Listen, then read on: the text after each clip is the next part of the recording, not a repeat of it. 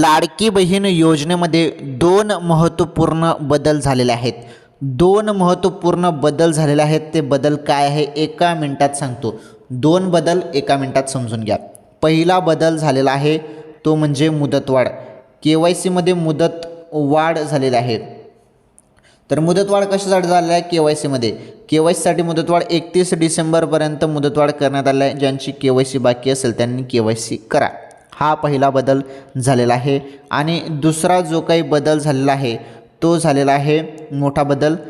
मुदतवाढचा तर पहिला बदल आणि दुसरा बदल KYCमध्येच झालेला आहे. KYCमध्ये बदल असा झालेला आहे की आता तिथे ऑप्शन आलेला आहे. ज्यांचे पती वडील हयात नाही त्यांच्यासाठी हा बदल आहे. घटस्फोटित त्यानंतर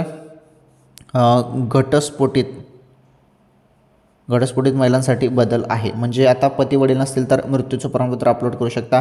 घटस्फोटित महिला असेल तर त्यांनी KYCसाठी घटस्फोटित संबंधित कागदपत्र अपलोड करू शकता. हे महत्त्वाचे दोन बदल झालेले आहेत.